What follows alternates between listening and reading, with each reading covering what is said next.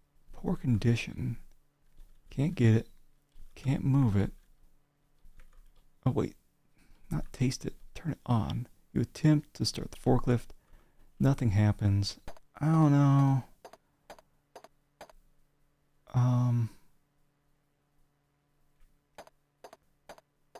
I feel like I'm not done with this area.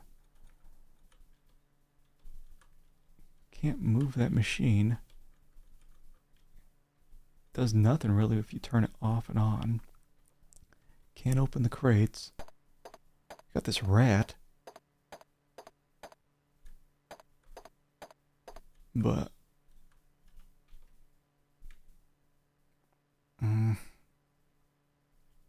what about that? Is that there's a computer over here on the desk. I think that's what it is.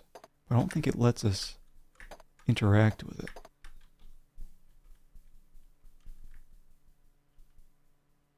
Hold on.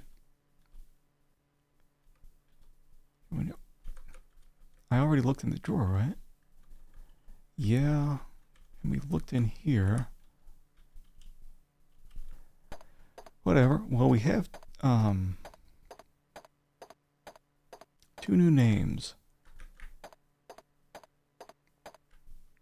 So get out of here. Just make a... What? Okay, so we got a fax coming in. Well, we already got warned about this. I wonder if I'm, maybe if I go to Steve Clements? I don't know. Steve Clements is the police detective. Let me see. I don't have location for Sonny Fletcher or Cal Davis yet.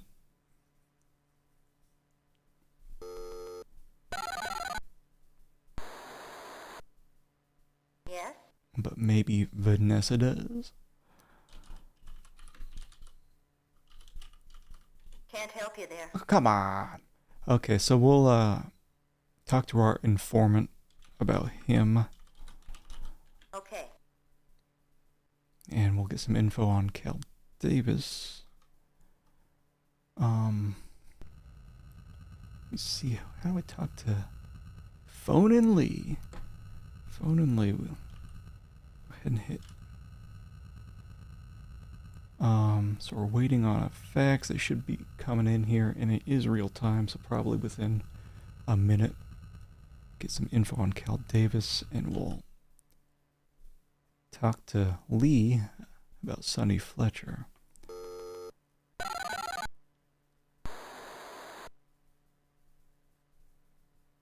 Enhance. What do you need, Murphy? Tell me about that Sonny Fletcher. Make me an offer. This is tough. I don't even know if the amount changes, if it's like real haggling. Also, I stole $10,000 out of Linsky's safe. That's helpful. Oh, let's like 200? No deal. No deal. What about 300? No deal. Mm-hmm. She is hustling me. No deal. Thankfully, though, I think it is No deal. it is a set number. I don't think she's like raising her price every time I'm doing this. No deal. No And the deal. manual gives you locations on certain areas you can use to farm cash. No deal. I don't think there's really an issue running out of money. No deal. Come on now. Come on. Tell me about it. It's a deal. Okay. Whatever. Let's see. We need some more info on our main man, Blaze Wiener, too. Tell me about the Make me an Wiener. offer. Wiener can't be worth that much. It's a deal. Oh man, it was probably like $100 thing.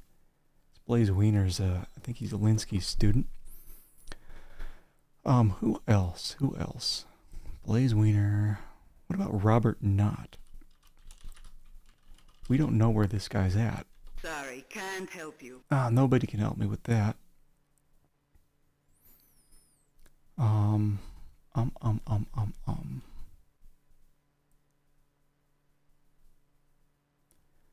Um, um, um, um, um. I think we're good for now.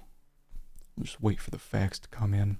Because sometimes you'll ask for information and realize, well, she's just giving me what I already have. But this is good stuff. I can feel it. Here's a newspaper article I found in a Santa Barbara paper on Cal Davis. Noted scientist Dr. Cal Davis was found dead at his Santa Barbara home. Okay, let's make a note. 3720, Saturday. Cal Davis, who coincidentally had been a professor at the University of California at Davis, died of an overdose of cyanide 631. According to police detective Smiley Monroe, new name,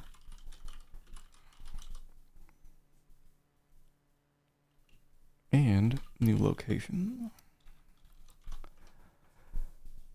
Dr. Davis must have accidentally grabbed a flask of cyanide 631 instead of the Diet Coke sitting next to it. That makes sense. Although Diet Coke and cyanide have some similar properties.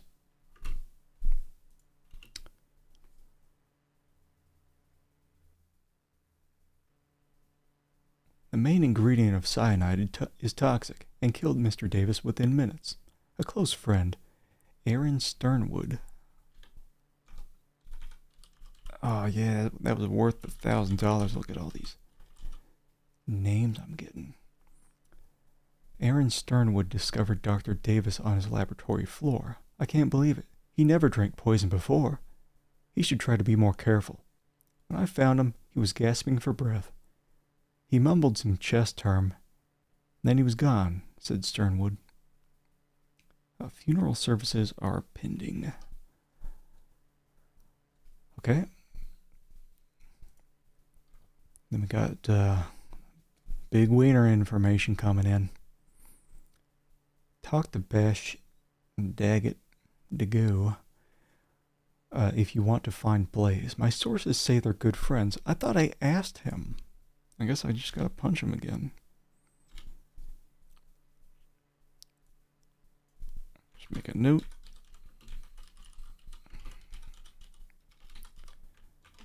Ask about the wiener.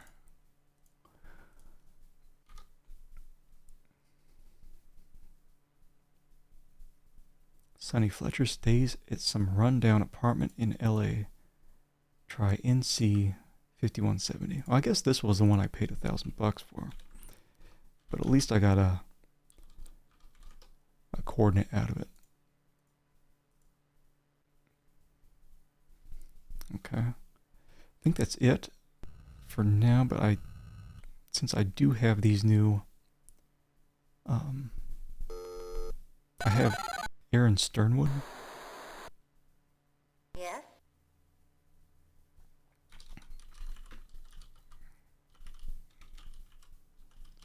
I'll check it out. Okay. Free info. Can't help you there. Can't help me. That's fine. That's fine. Okay, so we have 3 locations. We got Sonny Fletcher, who should be alive.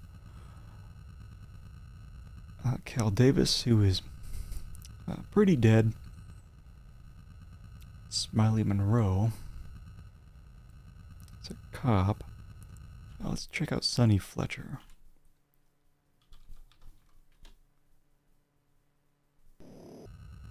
Okay, so he is quite a ways away.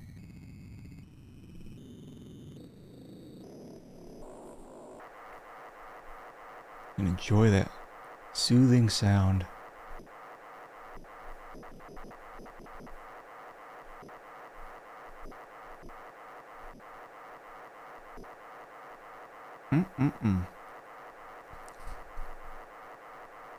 It's so weird, the warp.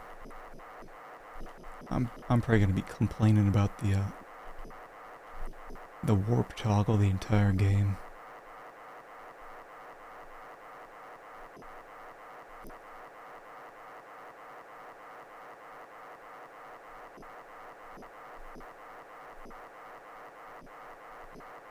Oh, at least we got a fax to break up that monotony. Got Aaron Sternwood. To find Aaron Sternwood, talk to Smiley Monroe.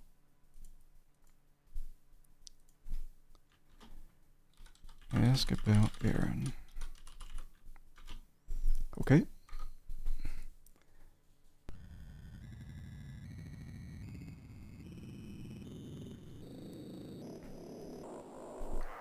Oh, thanks for checking out the YouTube, chappers. Yeah, I put everything there just in case, for whatever reason, all the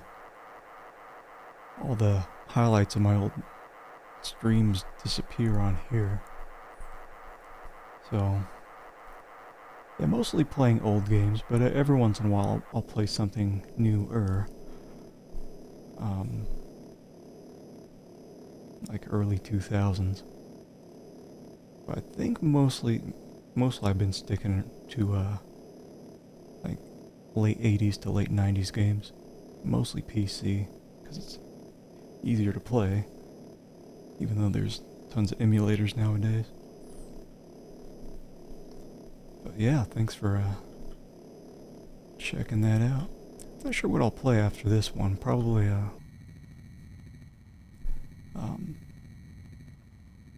Ravenloft Stone Prophet. So I just finished up Strahd's Possession here, I think a week ago.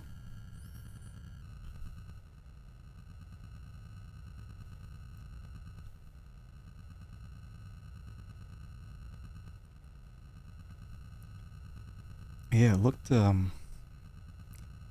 think the only time you actually see what he's flying in, like it felt very Blade Runner-ish.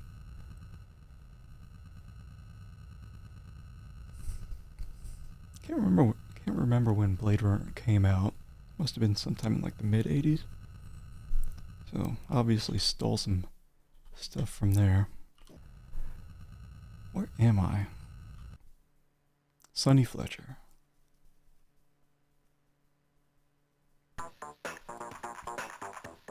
The address for Sonny Fletcher is a rundown hotel that has been converted to apartments. I step into the small seedy lobby and find the stairs. The stairwell is dark, with garbage and old newspapers strewn everywhere. I find apartment 307 and knock on the door. Fletcher answers with the disposition of an untipped waiter. I tell him I'm working for Sylvia Linsky, and he tells me to come inside. The room is cramped and confining. The furniture is cheap, and the upholstery is threadbare. A portable black and white TV is on a small table, blaring the sound of lifestyles of the incredibly rich, lucky, healthy, and famous. What a handsome man.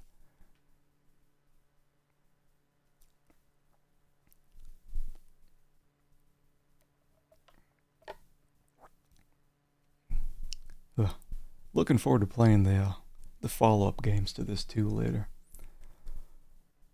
where I hope they got rid of the whole navigation thing. Alright, so let's ask you about everything under the sun. Carl Linsky. What? You don't... Says, no way, I've got nothing to say. What if I... Sometimes you threaten people and like, get the hell out of here. I don't think it...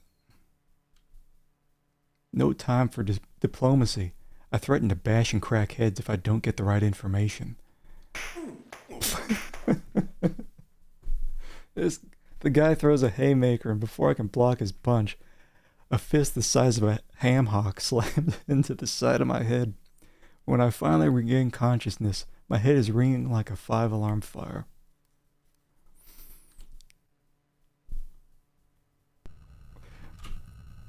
one more time.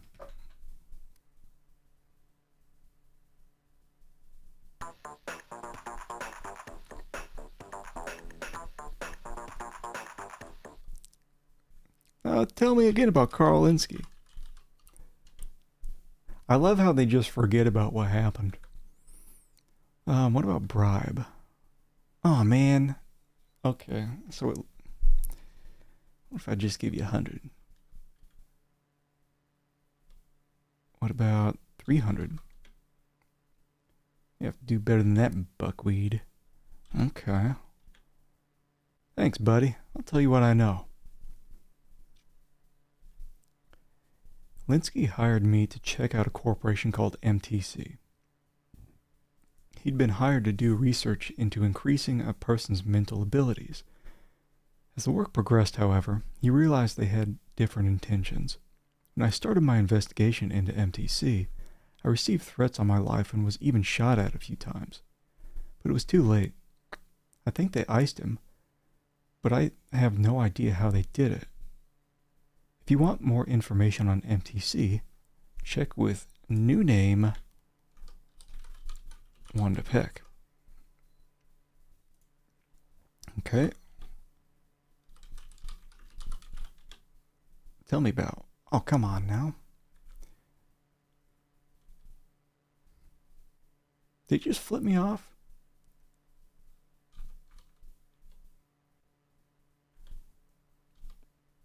Yeah, I think so. Or maybe it's, I don't know. Let's see here, 300. 300. You'll find her at the San Francisco Chronicle.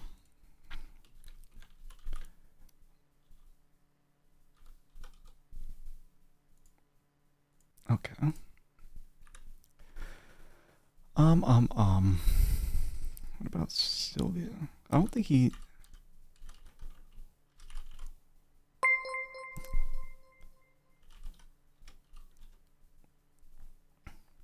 Oh, Crit Rocket Runner. Big old raid. Welcome in, everybody. Time for some very silent Tex Murphy. Because they could only afford one background tune and it does not loop. Oh, let's see here. I thought I had a little shout out thing going. Let me see here. Too afraid to check out the new shout out deal.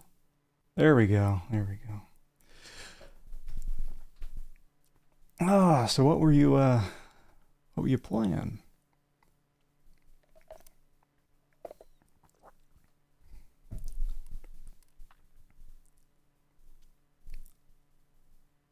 I think it loops. It loops during the title screen. Yeah, I was watching that last night, and as I was watching it, I could have sworn I saw someone else play it in the past. It looks very, very familiar. I like that that one alien looking like what was it, Krang, whatever it was, that pink brain thing.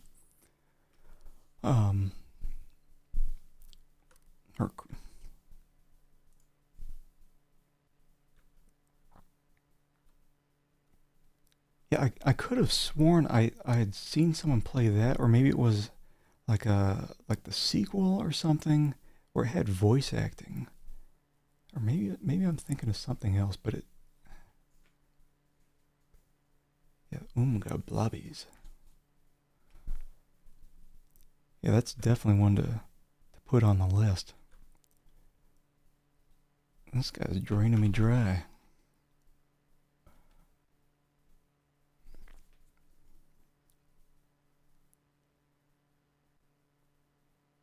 Yeah, that must have been the one that I saw a long, long time ago. So we're talking about Sylvia Linsky. So let's see, what is the story? We're looking for some guy got killed, and his daughter hired us to figure out if really was a murder or if it was a suicide or what. Yeah, the makeup certainly gets funky, especially in the later games. I paid $200 to find out that this lady's frisky.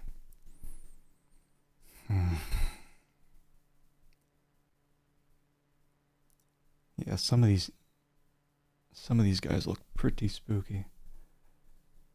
What am I? I don't wanna pay you anything. Get out of here. It really is priceless information. But I feel like I could have gone straight to this source. Let's see. What about this Cal Davis guy? I gotta pay this guy for everything. So you got two options when they give you this. You can either pay him a bunch of money, or you can try to punch him in the face. But this guy, he punches back. Well, let's see what we got.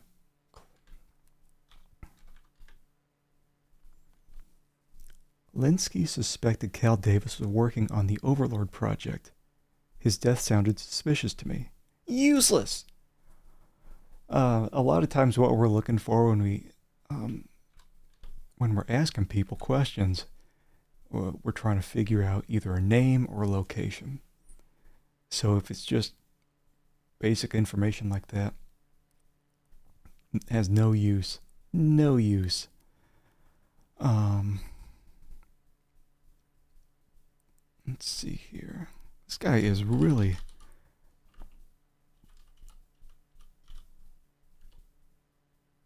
uptight about all the information.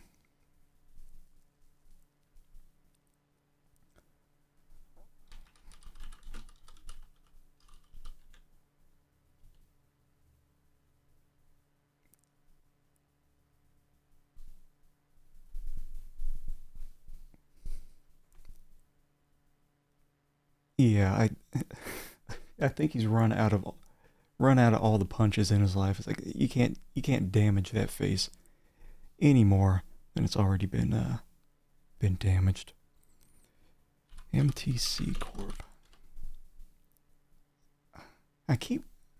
Is he flipping me off? No way they'd find out how you got your information and wind up floating in the bay. What if I give you some money? That's worth your life, right? Come on. 500 bucks. No way they'll kill me. How about $500? That's fine. Okay, MTC is the Management Training Center for Gideon, which we already know. It's a small facility where Gideon personnel attend training seminars. And about a year ago, MTC started hiring scientists. Most employees were not even aware this was going on.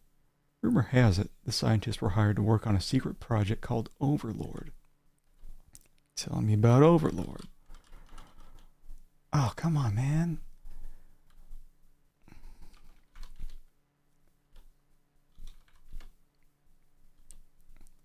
Other than what I've told you about Linsky's suspicions, I don't know anything about Overlord.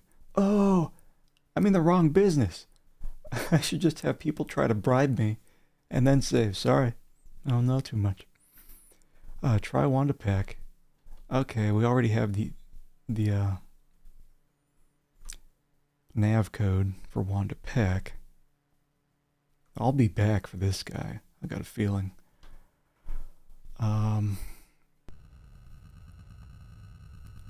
It's high technology. Let's see here. What do we got? Actually, let me go back. See if I can get some information on Wanda Peck.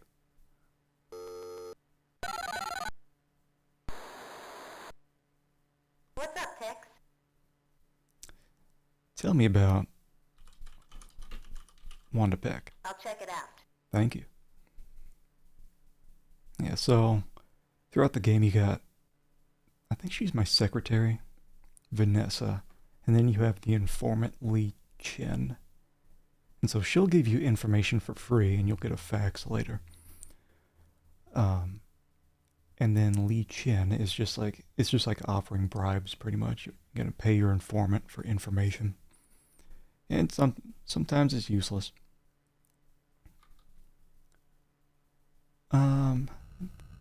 Incoming fax.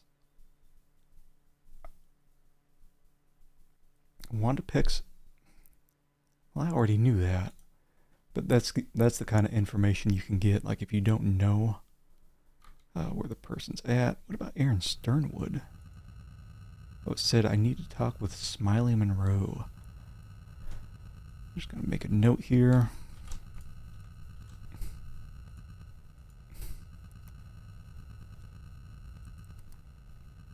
Yeah. In case you were wondering, I have just this massive load of notes off to the side. Because I don't think there's anything that really keeps track of all this in the game. So I played through this once before, maybe 2 years ago, and I think I filled like a full page 8.5 by 11 with very tiny notes.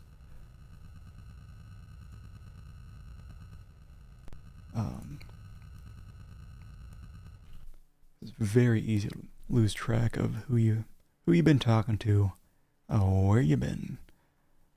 So let's go check out Smiley Monroe, 3614.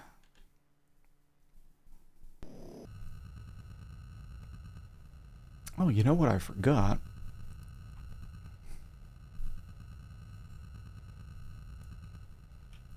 Well, I get my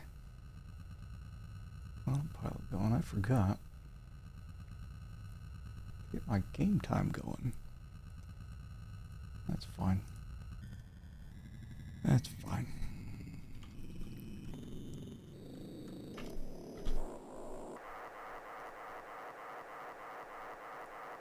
There we go.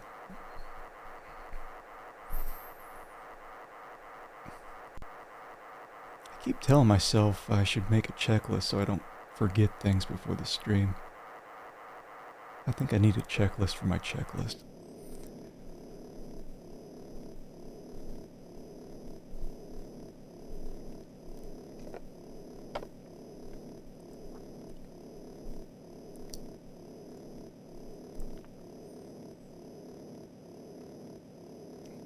So yeah, I think. Yeah, it's like I'll start up the game. It's like, oh, I forgot to plug in my 10 key. Cause my normal keyboard doesn't have a 10 key, just because so it's more centered in front of me. So I have it off to the left, which I think is a better position for movement. But I'll either forget that, or I'll forget to start the time, or I think one stream I just had a completely different game in the title. It's like, whatever.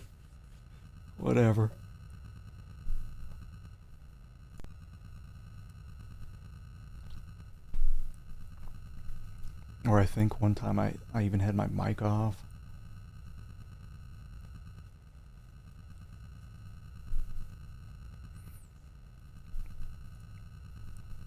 Yeah, and that's why I really like to finish up a game before moving on to the next one, because hopping back and forth every time, it's so easy to forget sometimes. And someone will come in and be like, this doesn't look like that. Okay, so Smiley Monroe is, I think it's a detective. The Santa Barbara police station is in a state of transition. They're getting ready to move to a new facility, and the place is a disorganized mess. Well, I hope you enjoyed that while it lasted. That's all you're gonna get.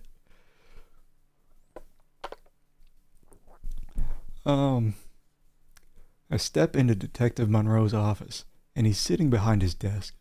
No need to wonder how he got the nickname Smiley. He's got a big stupid grin on his face. That's not stupid. Looks like a nice guy. Tell me about Carl. Does he even know about Carl Linsky? He doesn't know. We were specifically told to ask about Aaron Sternwood. My memory's a little hazy. Maybe a consulting fee would clear my head. Good thing I stole all this money from Carl Linsky's safe earlier.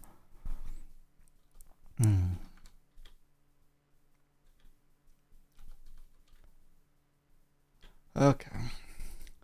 So, Aaron Sternwood. I don't even know who he is. I forget. Okay, so NC 0439. Prepare yourself. He's not a pretty sight. Spelled sight. Weird.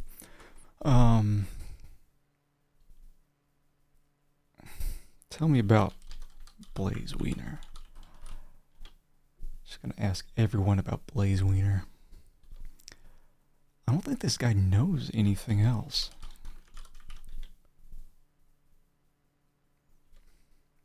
Well, maybe he's at a bad site.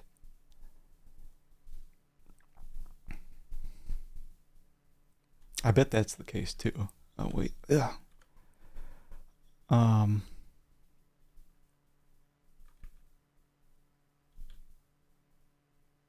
Yeah, because some of these places you go to have a little combat thing you gotta get through. So it's probably in a crappy part of town.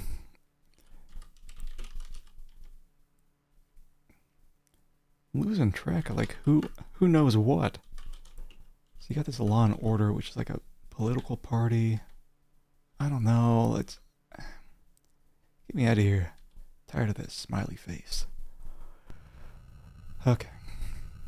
So Aaron Sternwood and Wanda Peck. Okay. Well, I guess we'll check out Sternwood.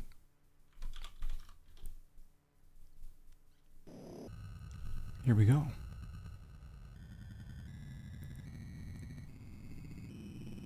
Yeah, the best part is, I always complain about this. There was supposed to be some kind of like warp speed toggle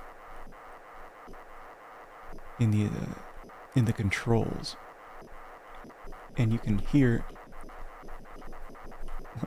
you can hear something happening when I hit the button for it, but it doesn't actually do anything. So you just have to enjoy this beautiful bright red sky as we head to our next destination.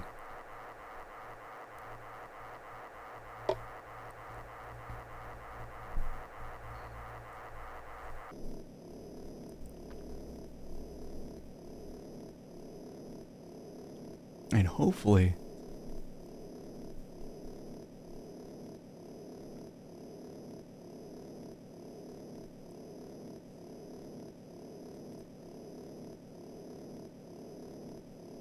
I wish it worked like that warp drive. The warp drive here, if I keep tapping the W, you can see it picks up speed every time I hit the W. Like sometimes it works, sometimes it doesn't, but you have to keep tapping it. And in one of these trips, I was going so fast, it was like I was hitting the coordinate and bouncing off of it, so I had to just go in a normal slow speed to even be able to land. Oh boy. Always a good idea to save before you get into these areas. I think you can only save from this screen here. Because you get a different set of controls once you're inside. I think the combat's coming up. No? Okay. This could be the world's first beach for ugly people. A skinny guy walks by with so many varicose veins, he could double as a road map. I spot Aaron Sternwood, the last person to see Cal Davis alive. He's fat, balding, and about 45. Didn't look that bad. Tell me about Cal Davis. And if you make me bribe you, I'm just gonna punch you. Okay. Cal Davis was a good friend of mine. We were going out that night, and I was supposed to meet him at his house. When I got there, I rang the bell, but no one answered. When I found him in his lab, he had hands around his neck, and he mumbled, "Checkmate." I think that's, something I have to...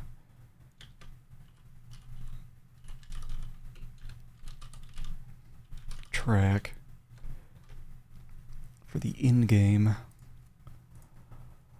I have no idea what he meant by that. The police think he accidentally poisoned himself, but I can't believe it. He was always very careful around his chemicals. Ha ha ha. Ha ha ha. Okay, so Cal Davis, do you know about Project Overlord? No. MTC Corp.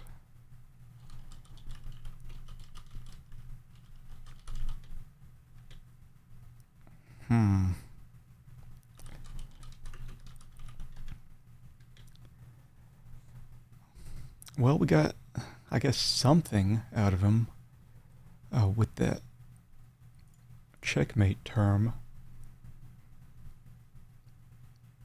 Yeah, there's something going on, like, or I think you have to write down, I think these are like passwords.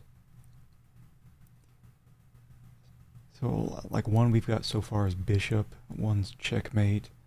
So probably like rook and pawn and whatnot. And I think you line those up with key cards.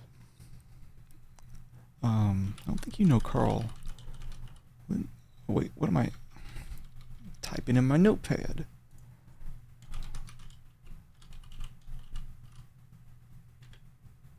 You don't know. Everybody knows Blaze Wiener. It's one of those stupid names that pops up and like nobody knows about him. I guess he was supposed to be a student of Carl Linsky. Do you know Sonny Fletcher?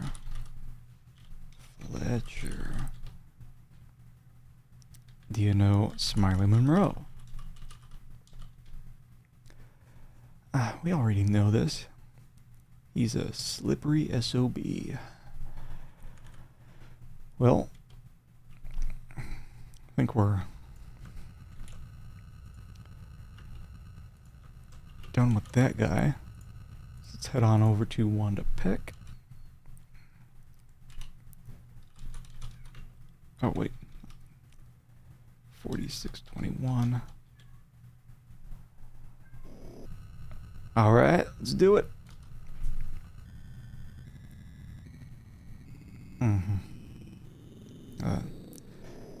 But yeah, I can at least be thankful that they put in an autopilot. Because it's optional. You don't have to use autopilot. You could do all this by hand. Not something I want to really try.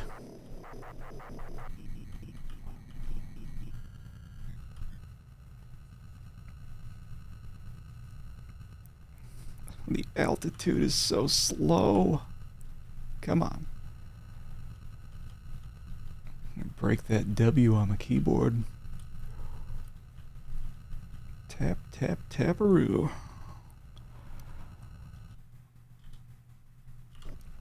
Okay, so this is Wanda Peck. I didn't make a note of who she was. Oh, yeah. Inside the San Francisco Chronicle building, I look for Wanda Peck. I've always I've always thought Wanda was good looking in a way. Far away. But I like Wanda. She's a good source of information, and she knows how the city is run. Okay. So I guess she works for a newspaper? Yeah, I know he was a professor at University of San Francisco, killed last week. Since she works for the newspaper, probably good to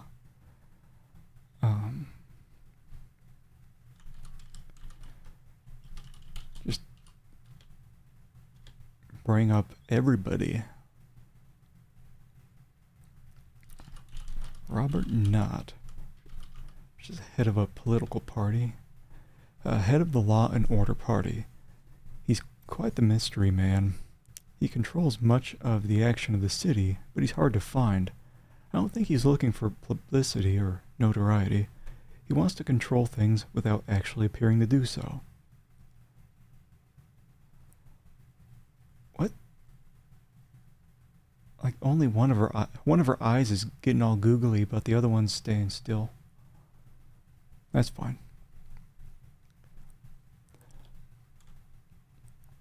What about Frank Shimming? He's the head of Gideon Enterprises. He's an arrogant SOB. I heard he once stuck a live bunny in the paper shredder.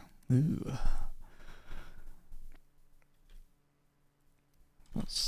Nobody knows about Sandra Larson. I think she's irrelevant to the story.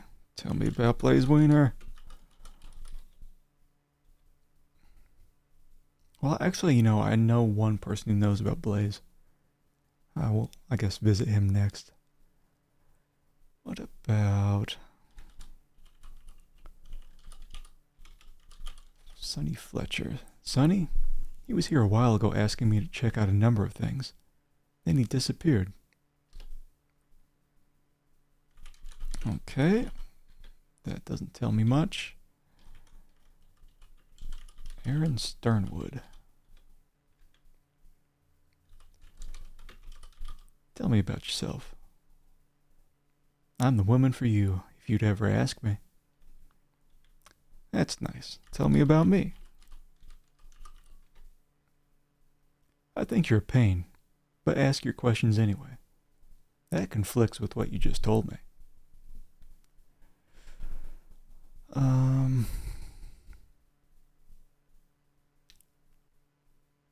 What about J. St. Gideon?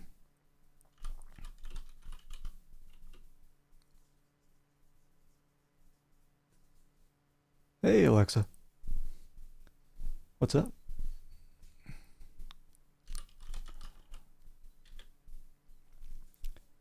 J. St. Gideon lost the presidency of his company, Gideon Enterprises, to Frank Shimming.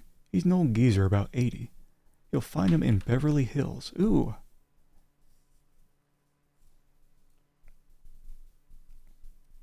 Oh, thank you. Unfortunately, with this game, not too luck-based. You just have to take a million notes, but it's still pretty fun. I kind of like the games where it expects you to do stuff like that. Gets you a little more involved. Okay, so we got something useful from her. Got the location of this old man.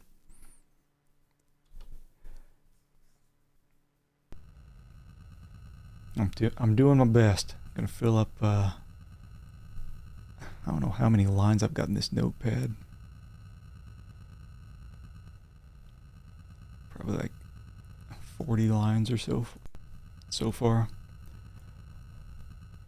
So we are gonna go finally find out about my man, Blaze Wiener. But he's in a... So we gotta visit this one guy. Bash Daggett. Or Dago. My man, Blaze Wiener. Oh, thankfully we had a short trip to get to this guy.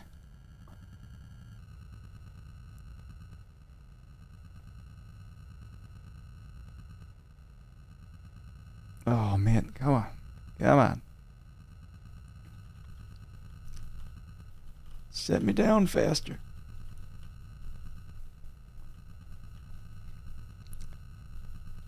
You know, even if you're close by, I think it still gets you up past 10,000 feet before setting it down. Okay. Here we go. Big combat time. Here we go.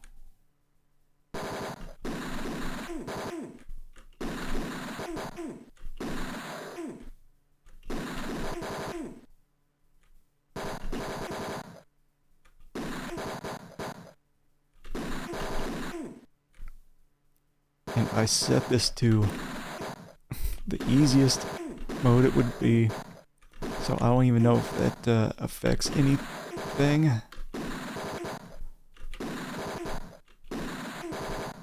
It's not even that hard, it's just it takes a while. I don't even know who these guys are. They look like me. They're on their own adventure, and I'm just gunning them down. Oh, come on. Oh, thank God. Holy jeez.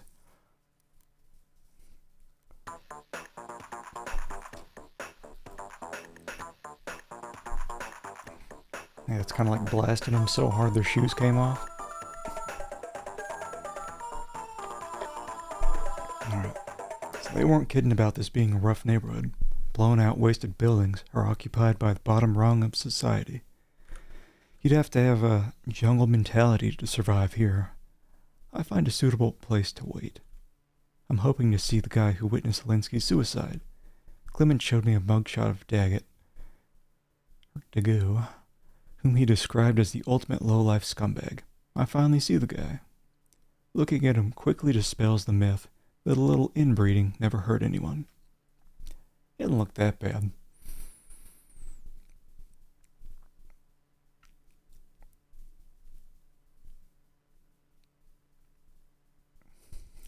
Yeah, I wish I had the fully automatic gun.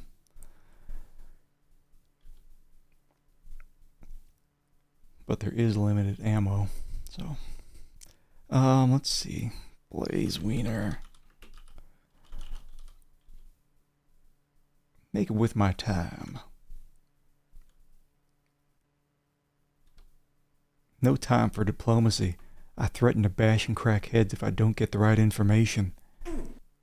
I slam my fist into his soft, flabby stomach and he buckles over.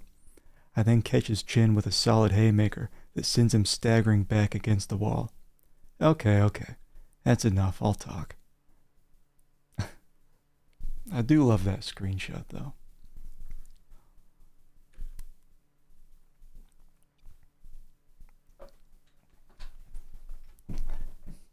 Now he's happy. Look at him. He's back normal. No problem. Blaze is a groundskeeper for the Giants at Candlestick Park. Blaze Wiener. Okay, we will check him out next.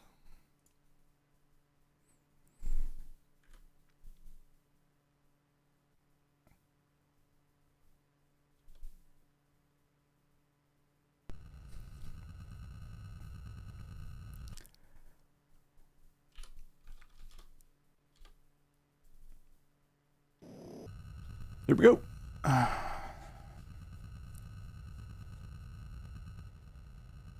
So, again, thankfully it's close by.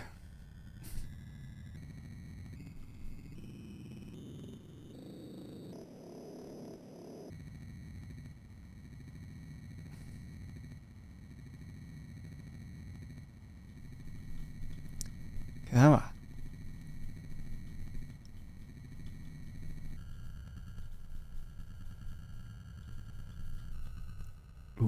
Ooh.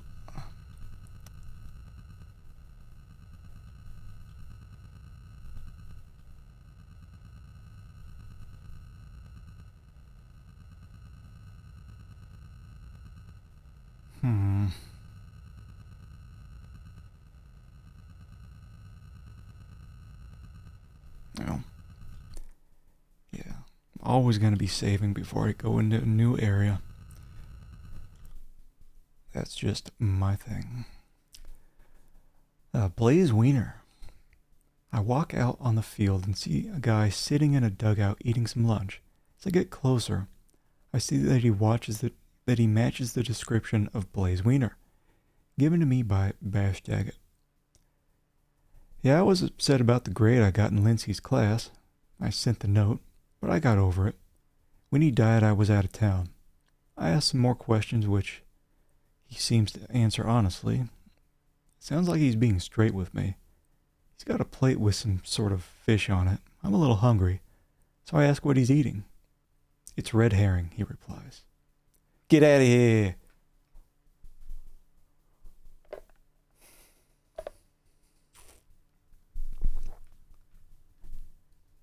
I should have known.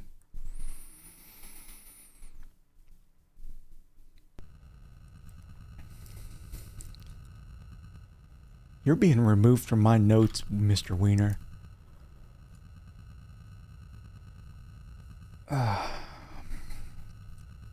Geez, so what do I have next in my... J. St. Gideon. This is the old man who's president of Gideon Enterprises. Was president. That is kind of funny, though, that they slip that in there. Because they knew people would be asking about the wiener. Oh man, this place is way far away.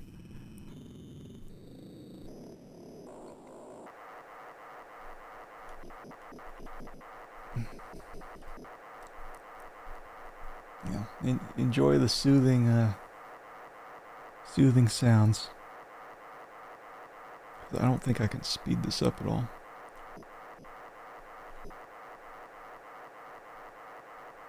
That's fine. I mean, it's going fast enough. Just might as well just go back here. So, what do we got? So, like, we visited all these places. This is the only thing so far that we don't have, that we haven't visited. We got this from Wanda Peck, and we need that fruitcake money later on. So we do need a screwdriver at some point.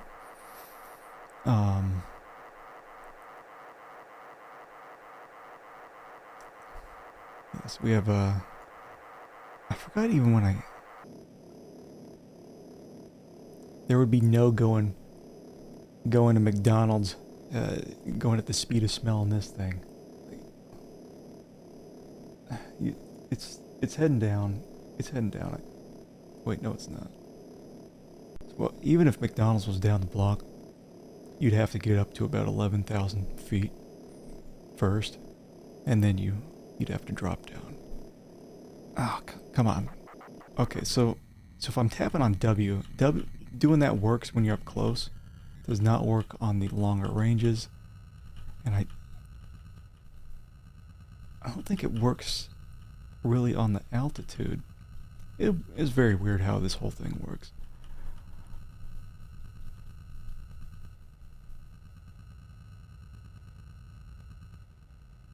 Yeah, I mean, you don't want to run into anything, right?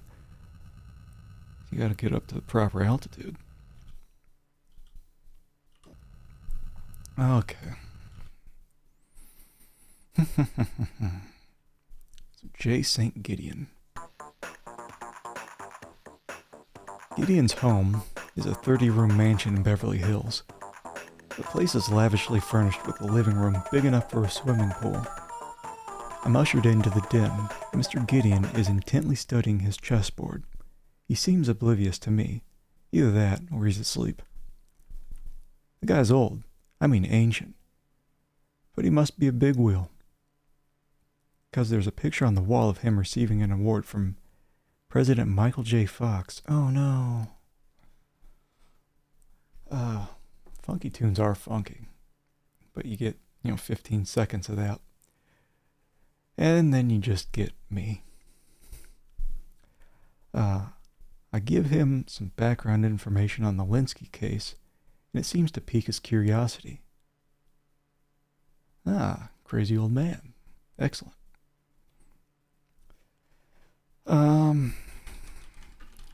Hopefully we get something out of him. I don't recall the name, but if you wanted to talk with me, that would have been impossible. I've been away the past few weeks. Where?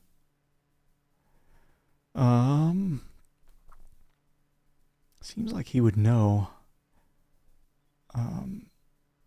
Well.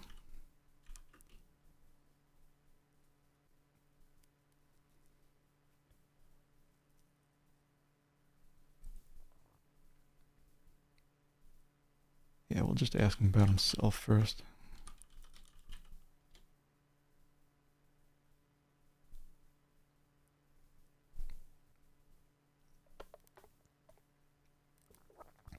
I remember this thing.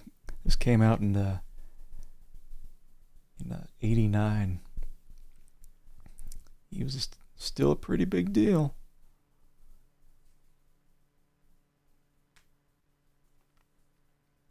I had to watch Golden Girls so much as a kid.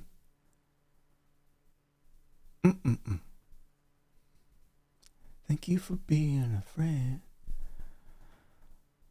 I feel like I've been quite successful in life. Before I was in the business world, I was head of British intelligence. After that, I founded Gideon and developed new ways of helping the government. Shimming sees Gideon just as just a business. I looked at the company as an institution, protecting our way of life. Well, let's ask about Frank then. Shimming forced me out of my own company. He's ruthless and totally unethical. He'll pay for that someday.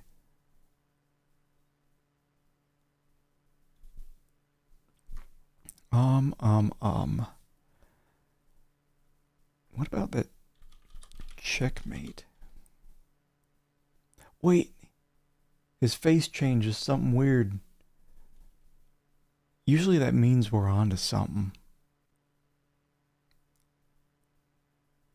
Well, let's ask about that Sonny Fletcher. I think he was a PI. Yeah, so he wouldn't know about that. What about Cal Davis? No.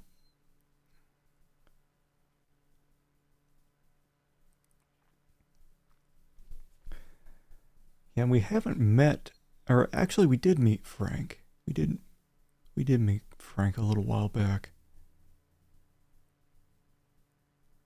But this guy's got the crazy old man haircut.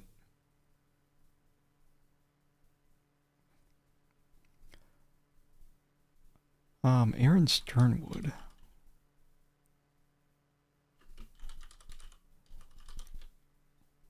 No. What about MTC Corp? I set up the MTC to help improve the management skills of my executives. Shimming never liked the idea, which is why I'm surprised it still exists. I've heard there's something unusual going on at MTC. If there is, I'm sure Shimming is behind it. That man is dangerous. What about Project Overlord? Overlord? I'm sure I've never heard that name before. Come on now. I'm not interested in your bribes. Keep your money. I'll tell you what I know. I don't know, that looks like a face that has seen things before, or heard things before.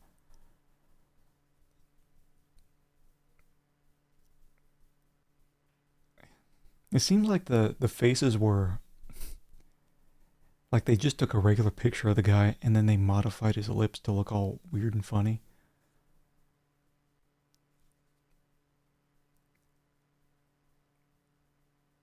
What do you mean? That's a wholesome old man playing chess with himself.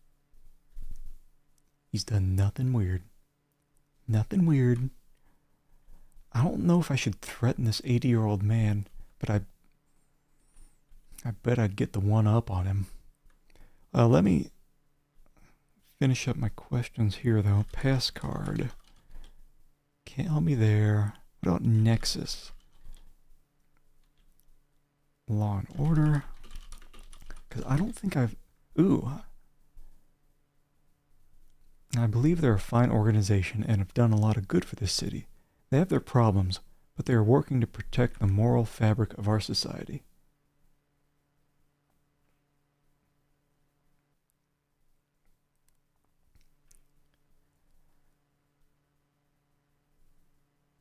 Yeah, I think he's just out of it. Yeah, so when these faces change, like, sometimes it gives you an idea of like, oh, maybe I can bribe or threaten the guy, get some more information. Like here, he doesn't tell me anything new. Let's see, Law and Order, blah, blah, blah. I don't think I got anything new from this guy.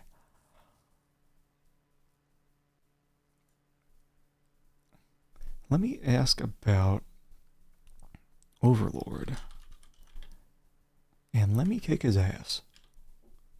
I tell him if he doesn't tell me what he knows, I take him outside and make him wish he'd never been born. Big mistake.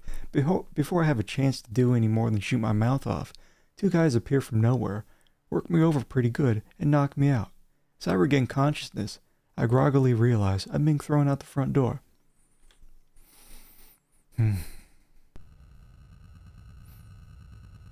That's fine.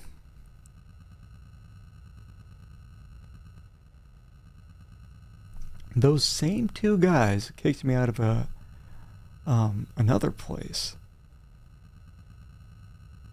So I guess the game just doesn't like you.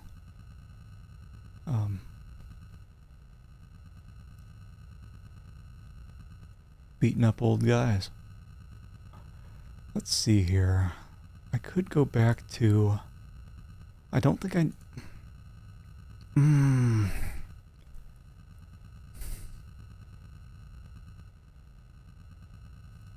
It's like I'm looking over some notes. Right now, I have the locations of every person on my list. What about MTC Corp? You know what? Actually, let me...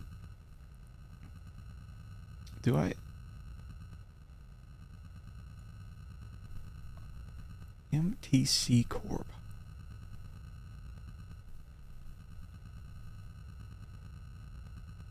I'm just scrolling through. The manual has some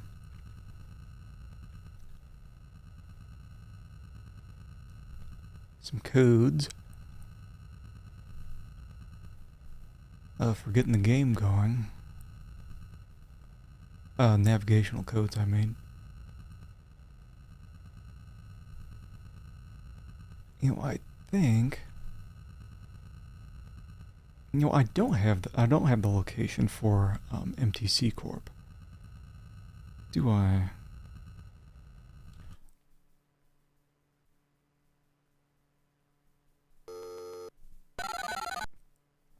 I thought I got a fax though. Hello, Tex. Thought I got a fax telling me a little bit about it. Okay. Okay. I think that's it for now. So yeah, the fax comes in real time, so we can just wait back. I don't know if it's like... Sometimes it's almost immediate. Sometimes I think maybe it's up to a minute.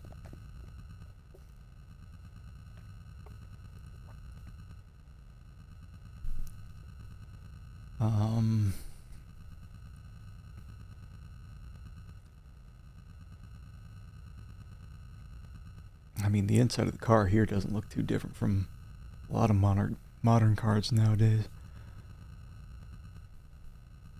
Aside from the, the altimeter and whatnot. Come on, give me that fax. That's what cars really needed. Built-in fax machine.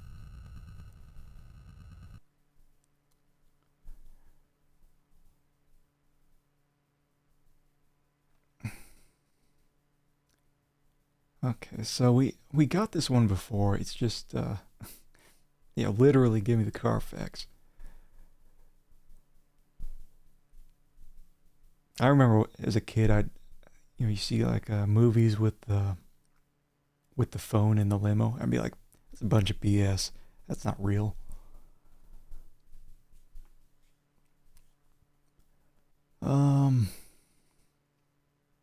So this doesn't give the location of MTC Corp, but I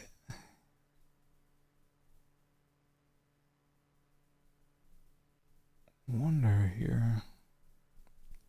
I'll probably have to bug leech in about it. Yeah, sure would be nice to have some radio.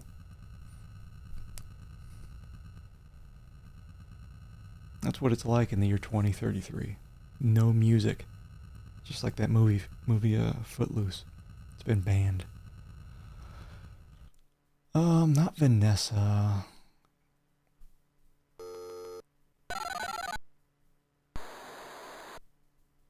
Hello, Tex.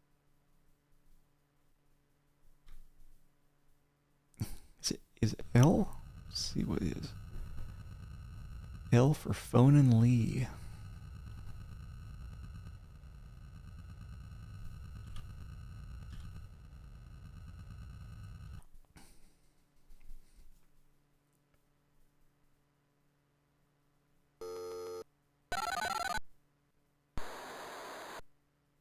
Enhance. What do you need, Murphy? You know, we don't have to enhance when we're calling up Vanessa. Tell me where MTC Corp is. Sorry, can't help Get you. out of here. Well, who else do I need to know about? Tell me about Overlord. Sorry, can't help you. What about Law and Order? What's it worth? Oh, worth about $200. You're as cheap as your suit. That's rude. 400. You're as cheap as your suit. Oh, this must be the next part that I need to go to then. I bet it's like 1,000. That seems fair. Oh man, that was too much. That's just how those things work, right? Okay.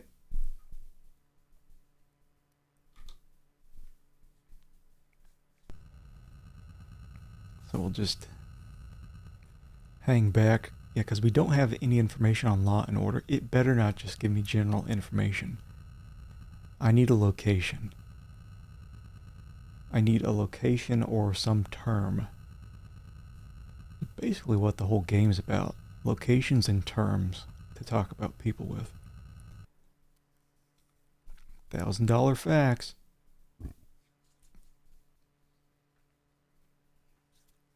Oh, this is useless. Ah, the Law and Order party is a No!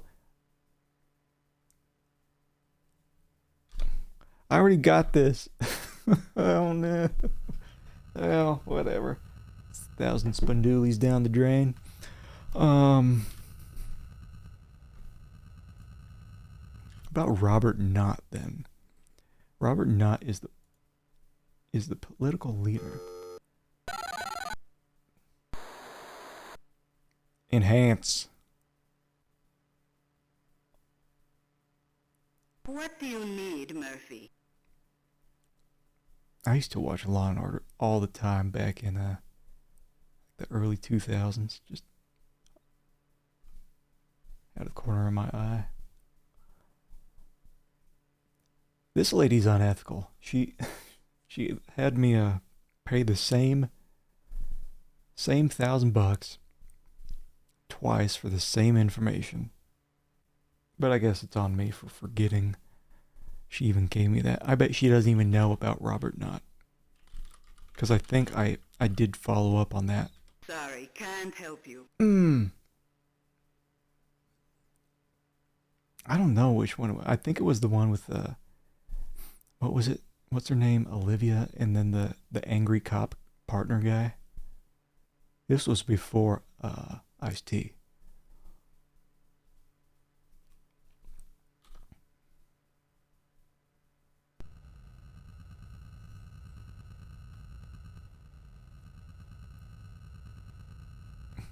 But yeah, whenever I think of the Ice-T acting in the show, I picture that one part where he's got thousands of pictures of women's butts.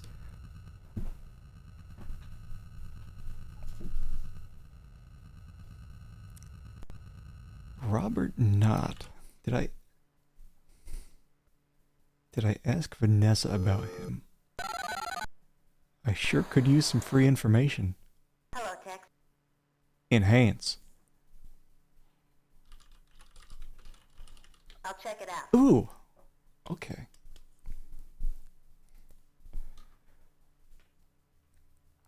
Yeah, I mean, those shows, I never sat down and just watched them. It was just something off in the corner of my eye while I was doing college work. Okay, so we got the big facts coming in. This Robert Knott guy, he would, if I get a location, it's a new one.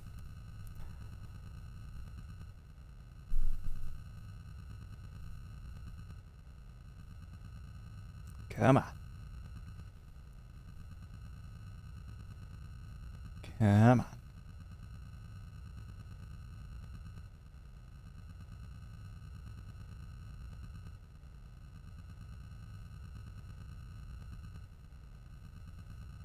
Yep.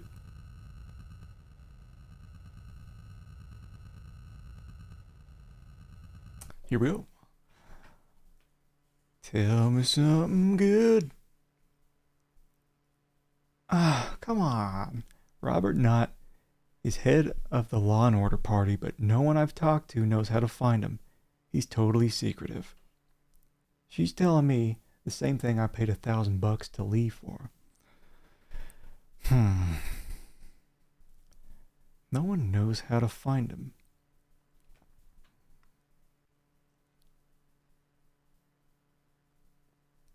What about Wanda Peck? So she's the journalist?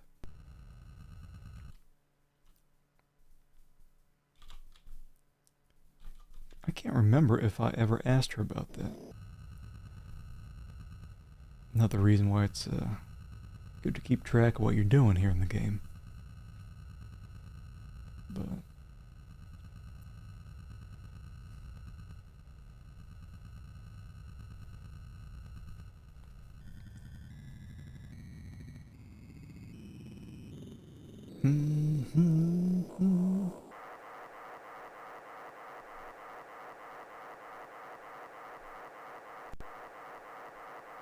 well, here's what you have to look forward to.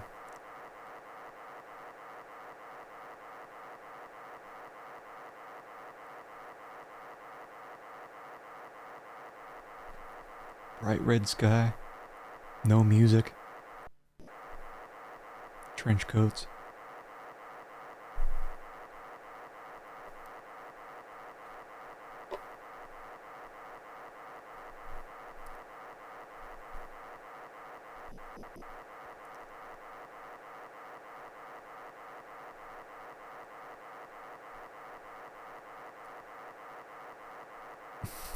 Yeah, it's supposed to be the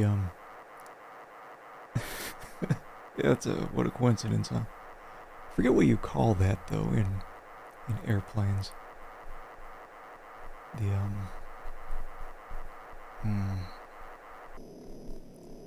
So I used to play a lot of Flight Simulator.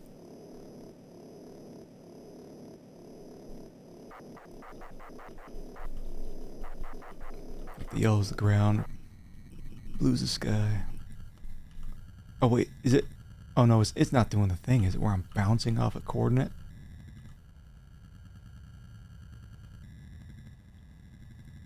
So if you pay attention to the distance here, now I'm just. Oh come on. Come on, come on, come on. So, come on, come on, come on. Bring me down. Bring me down. Yeah, it's one of those weird situations where so the warp does toggle during this very slow part. And sometimes you'll hit the coordinate and bounce off of it. So you will never land. You'll keep bouncing between like 0 and 4 miles from your location. Oh, the Golden Gate Bridge.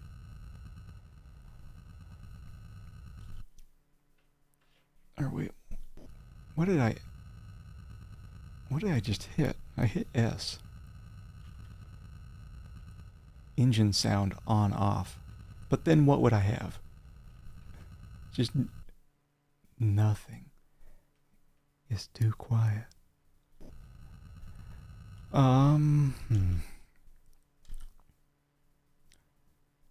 Okay, so I'll go ahead and I'll bug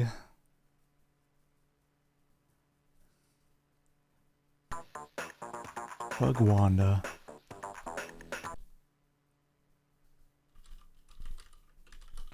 Hey, I mean, at least they kept it in mind.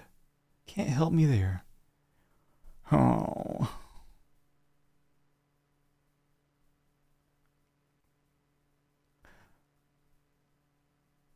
Wait, I'm stupid. I didn't go to every place. I didn't go to Cal Davis's place yet.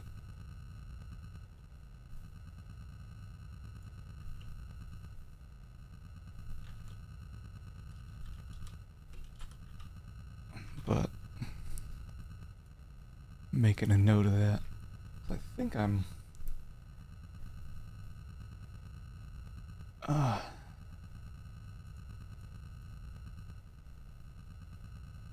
I am going to see about wrapping it up.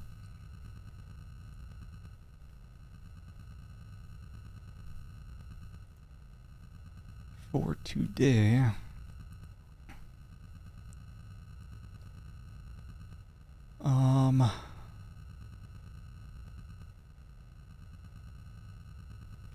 Geez, I don't know. Let's see here.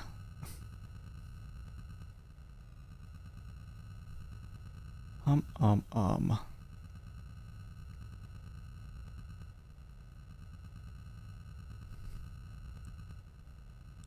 seeing who's on, maybe.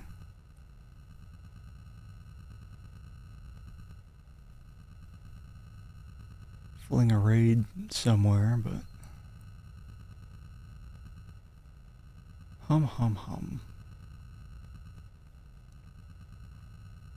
Yeah, I could absolutely do without the flight simulator. Yeah, thanks for stopping by, everyone. Thanks again, Crit, for the big old Raideroonie. Let's see here. I think maybe I'll raid Duke Donuts.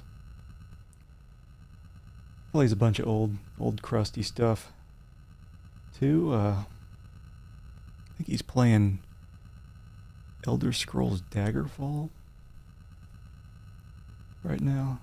I'll be back on Wednesday or next weekend, and go ahead and move forward with Tex Murphy. Oh, let's see here.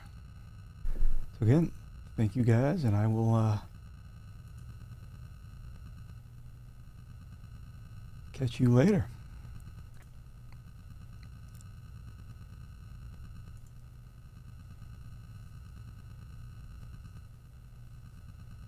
Bye.